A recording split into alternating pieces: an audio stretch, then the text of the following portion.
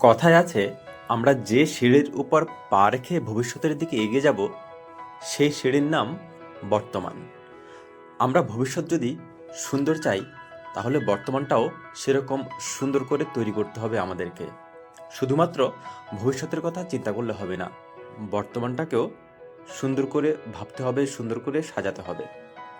বন্ধুরা, এক ছিল খুব কৃপণ ব্যক্তি, যে খুব পরিশ্রম করে টাকা তো ইনকাম করতো, কিন্তু সেই টাকা সবসময় সে গুছিয়ে রাখতো ভবিষ্যতের নাম করে। সে কখনো সেসব টাকা খরচা করতে চাইতো না। সে কোনো রকম এনে সিন্ধুকের মধ্যে সেটা বন্ধ করে রাখতো।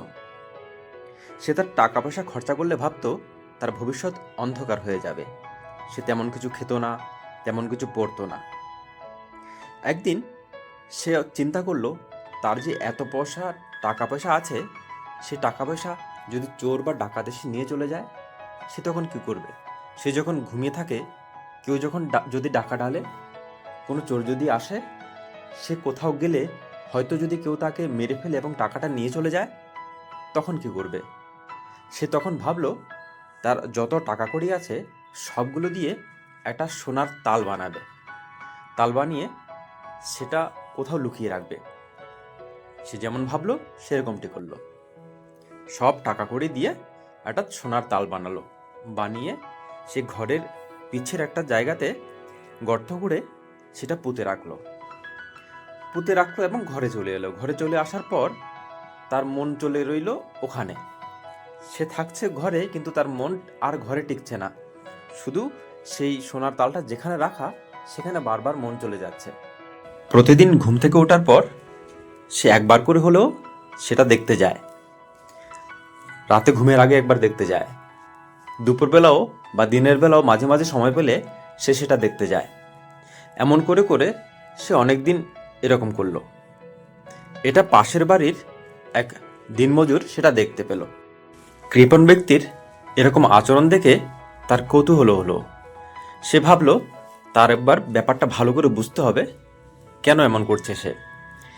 কেননা সেই কৃপণ ব্যক্তিটি এতটাই কৃপণ যে বিনা কারণে সে এখান তো আসার কথা নয়, সকাল বিকেল দুপুর।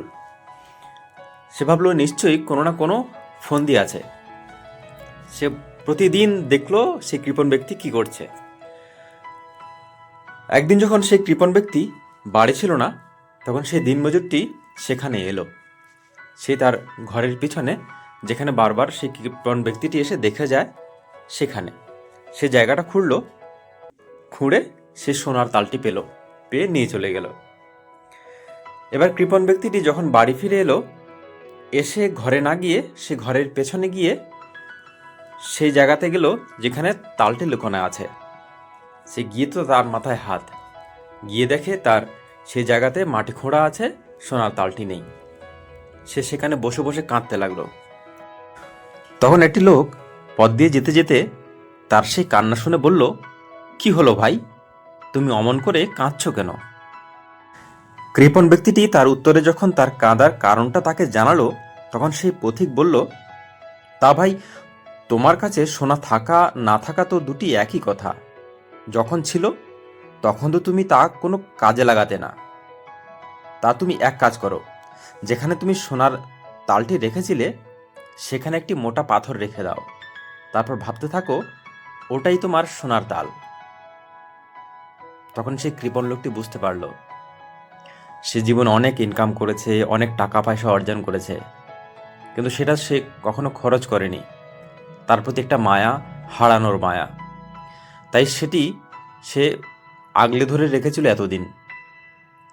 আজ যখন হারিয়ে গেল, যখন এই পথিক তাকে বলল সে পাথরের কথা, সে ভাবল, যে জিনিসটা খরচ করা হয় না, এমনিতে রাখা হয়, সেই জিনিসটা সোনা হোক বা অন্য কিছুই হোক, সেটা পাথরেরই সমান। বন্ধুরা, আমরা অনেকে পরিশ্রম করি, ভবিষ্যতের কথা ভেবে ভেবে নিজের পেট কেটে টাকা জমাই, নিজের বর্তমানকে নষ্ট করি, সুন্দর করে গুছাতে পারি না জীবন। যেদিন সেই ভবিষ্যৎ আমাদের কাছে বর্তমান হয়ে আসে, তখনও আমরা ভুলে যাই এই ভবিষ্যতের জন্যই আমরা সেই টাকাটা কিন্তু জমিয়েছিলাম। তখন আমরা ভাবি আরও কোনো ভবিষ্যৎ আসবে হয়তো। এমন করে করে মানুষ চলে যায় উপরে, আর তাদের গচ্ছের ধন, তাদের গোছানো টাকা অন্যেরা এসে ভোগ করে, অন্যেরা ভাগ জমায়। তাই বন্ধুরা, তোমরা যারা টাকা ইনকাম করছো, উপার্জন করছো, সেটা এখনই ভোগ করে নাও। কিছুটা রাখো ভবিষ্যতের জন্য, বেশিরভাগ এখনই খরচ করো। অল্প অল্প করে জমা করলে ভবিষ্যতে দেখবে অনেক কিছু জমা হয়ে যাবে। ধন্যবাদ। ভালো থেকো, সুস্থ থেকো, সুন্দর থেকো।